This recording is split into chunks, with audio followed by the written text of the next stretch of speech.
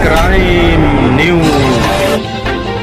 राजेश शादी के बाद मामा के घर बेहा भात खाने गया हुआ था।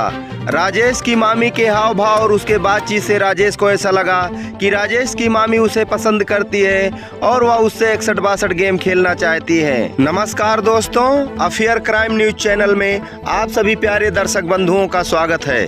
दोस्तों, अफेयर क्राइम न्यूज चैनल को सब्सक्राइब कीजिए, वीडियो को लाइक कीजिए और वीडियो को ज्यादा से ज्यादा शेयर कीजिए। प्यारे दोस्तों, राजेश के घर वालों ने राजेश की शादी कर दी क्योंकि राजेश की पत्नी जो थी वह अपने माँ बाप की अकेली थी, इकलौती थी। इसलिए राजेश के घर वालों ने सोचा कि जब राजेश की शादी हो जाएगी तो राजेश को पूरा धन मिल जाएगा।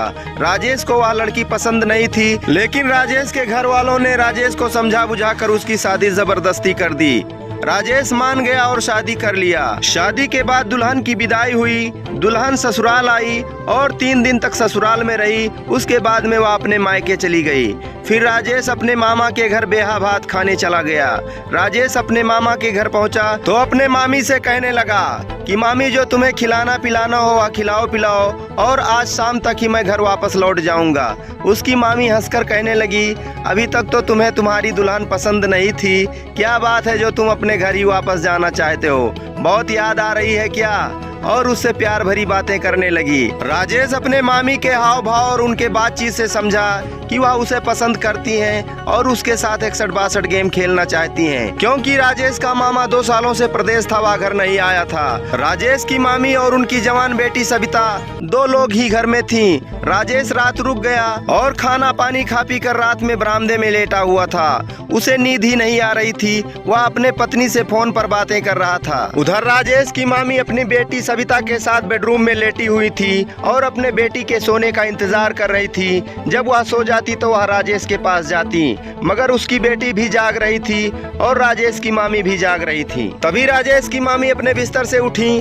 और लोटे में पानी लेकर राजेश के पास आई और कहने लगी, ये लो पानी, जब तुम्हें प्यास लगेगी तो पी लेना।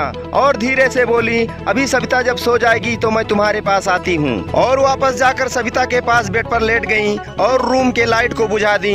रूम में अंधेरा हो गया। तभी सविता कहने लगी, मम्मी मुझे नींद नहीं आ रही है, मुझे कोई कहानी सुनाओ। सविता की मम्मी उसे कहानी सुनाने लगी। कहानी सुनाते सुनाते दोनों सो गईं। उधर राजेश अपने मामी के आने का इंतजार कर रहा था, मगर जब वह सो गई, वह नहीं आई, तो राजेश सोचने लगा, मैं चल के मामी से मिल लेता हूँ, क्योंकि उन्होंने खुद ही कहा था कि मैं अभी आती हूँ। रूम में अंधेरा था, माँ बेटी दोनों साथ लेटी हुई थी। राजेश उनके रूम में पहुँच गया और राजेश जब रूम में पहुंचा तो वह यहाँ अंतर नहीं कर पाया कि उसकी मामी किस तरफ लेटी है, और जिस तरफ उसके मामा की बेटी लेटी हुई थी उस तरफ राजेश बेड पर जाकर लेट गया और अपने मामी को समझकर सविता के साथ हरकतें करने लगा। जब हरकतें करने लगा तो सविता जाग गई, मगर वह कुछ भी नहीं बोली, क्योंकि वह भी अभी जवानी की दहलीज पर कदम रखी थी। राजेश का हरकत उसे बहुत अच्छा लग रहा था और वह राजेश का साथ देने लगी।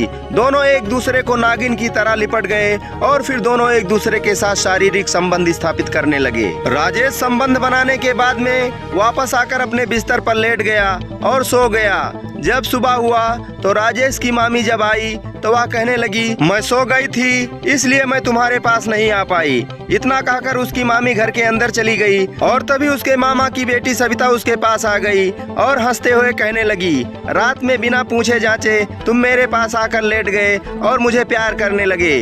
तभी राजेश उससे पूछने लगा, क्या बात है, आपको बुरा तो नहीं लगा? वह कहने लगी, बुरा नहीं लगा, मुझे बहुत अच्छा लगा, लेकिन मैं यह चाहती हूँ कि मैं तुम्हारे साथ पूरी जिंदगी भर रहूँ। राजेश के मामा की लड़की सविता बहुत खूबसूरत और जवान थी। राजेश को वह पसंद आ गई। तभी राजेश बोला, तो चलो भाग चलते हैं ना, क्योंकि हमारी तुम्हारी शादी हो नहीं पाएगी। मेरी शादी तो हो गई है, लेकिन तुम्हारी शादी मुझसे नहीं हो पाएगी। तभी सविता कहने लगी, तो ठीक है, आज रात रुक जाओ, माँ के सोने के बाद में हम दोनों भाग चलते हैं। और राजेश अपने मामा के घर उस रात भी रुक गया। और जब रात के 12 बजे तो जब उसकी मामी सो गई तो सविता अपने घर के सारे गहने और रुपए लेकर राजेश के साथ उसी रात भाग गई। तो दोस्तों, आजकल किसी नातेदार रिश्तेदार पर इतना भरोसा विश्वास नहीं करना चाहिए, क्योंकि समाज में इस तरह के अपराध बढ़ते जा रहे हैं। तो दोस्तों, आपराधिक मानसिकता को समझें, सावधान रहें, सतर्क रहें और अपने परिवार को सुरक्षित रखें। आप सभी प्यारे दर्शक बंधुओं को प्यार भरा